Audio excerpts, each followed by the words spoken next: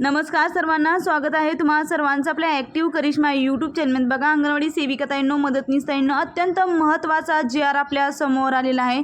अंगणवाडी सेविका व मदतनीस यांचे मानधन व प्रोत्साहन भत्ता अदा करण्याकरिता निधी वितरित करण्याबाबतचा महत्त्वपूर्ण जी.आर आपल्या समोर आलेला आहे। मे महिन्याचं मानधन आणि प्रोत्साहन भत्त्याचा हा जी.आर आहे। कशा पद्धतीने अंगणवाडी सेविका व मदतनीस यांचं मानधन जमा होणार हे सर्व सविस्तरपणे आपण या व्हिडिओच्या माध्यमातून जाणून घेणार आहोत। व्हिडिओ शेवटपर्यंत पहा आणि असेच अंगणवाडीचे नवनवीन आणि योग्य माहिती पाहण्यासाठी चॅनलला सबस्क्राईब करून घ्या। तर बघा ताईंनो, अंगणवाडी सेविका व मदतनीस यांचं मानधन जमा करण्याकरिता हा जी.आर काढण्यात आलेला आहे। दिनांक तुम्ही याची पाहू शकता, 27 मे 2026 हा जी.आर आहे। नक्की याच्यामध्ये शासन निर्णय काय झाला हे आपण थोडक्यात जाणून घेऊया। बघा, आयुक्त एकात्मिक बालविकास सेवा योजना नवी मुंबई यांच्या अधीनस्थ एकात्मिक बालविकास सेवा योजना ही केंद्र पुरस्कृत योजना राबवण्यात येते।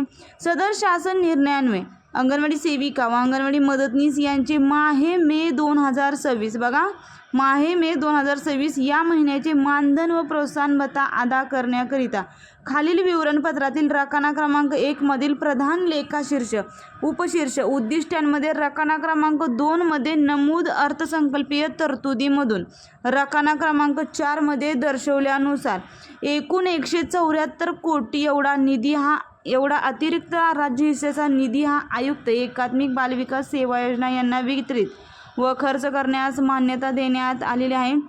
तुम्ही ती लिस्ट देखील पाहू शकता। लेखाशीर्ष अर्थसंकल्पीय तरतूद, यापूर्वीची तरतूद आणि आदेशान्वये निर्गमित केलेल्या 174 कोटीचा हा निधी, याची तरतूद या पद्धतीने केले। अत्यंत महत्त्वाचा हा व्हिडिओ आणि ही माहिती आहे ताईंनो। आयुक्त एकात्मिक बालविकास सेवा योजना नवी मुंबई यांनी वित्त विभागाने वेळोवेळी दिलेल्या सूचना विचारात घेऊन सदर निधी विहित पद्धतीने उपाययोजनेत व कार्यवाही पूर्ण करावी, अशी महत्त्वपूर्ण अपडेट आपल्या समोर आलेली आहे। आता मानधनाचा जी.आर आलेला आहे, परंतु मानधन केंद्राचं जमा होणार की राज्याचं जमा होणार, तर ताईंनो इथं त्यांनी स्पष्टपणे नमूद केलेले आहे। हा राज्याच्या हिश्श्याचा हा निधी जो आहे तो जमा करण्यात आलेला आहे। केंद्राचा जी.आर आल्यानंतर तो देखील तुम्हाला या चॅनलच्या माध्यमातून पाहता येणार आहे, त्यामुळे चॅनलला सबस्क्राईब करून ठेवा। सध्या तरी राज्य सरकारचा हा जी.आर आलेला आहे, त्यामुळे राज्य हिश्श्याचा जो काही निधी आहे तो निधी हा अंगणवाडी सेविका आणि मदतनीस यांच्या खात्यामध्ये बघा जी.आर आता आला आहे।